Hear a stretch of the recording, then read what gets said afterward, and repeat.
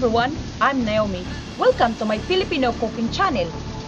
On a recent holiday to the Philippines, I filmed some of my favorite street food. My third favorite street food is banana cue. Banana cue is a popular street food or snack food in the Philippines. Snack means merienda in the Philippines. Basically, it's a caramelized bananas. It is absolutely delicious. Banana cue is my third favorite Filipino street food.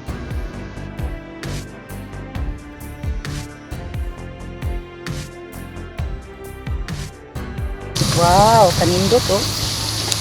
It's almost done. And he sprinkled brown sugar in it, and then that's it, done.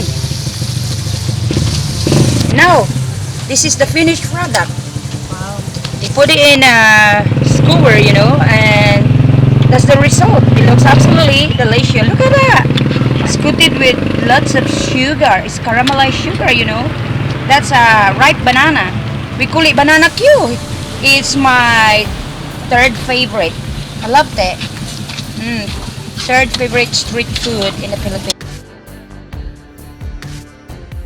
Here is how we cook the banana cue. In a deep frying pan, pour the cooking oil. Turn on the heat on high.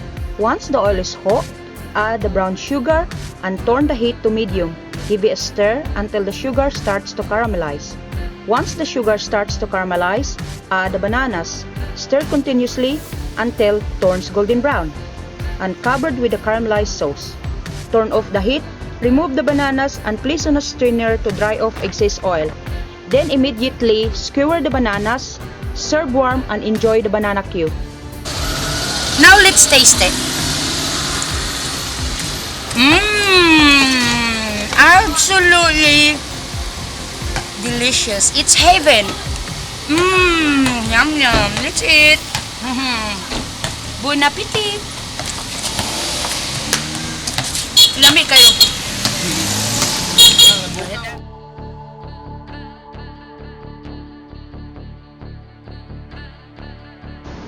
I hope you enjoy my third favorite Filipino street food today, banana cue. And if you like it, then like it and share. And if you love it, please subscribe. More recipe to follow from my Filipino cooking channel. Thanks for watching. See you soon.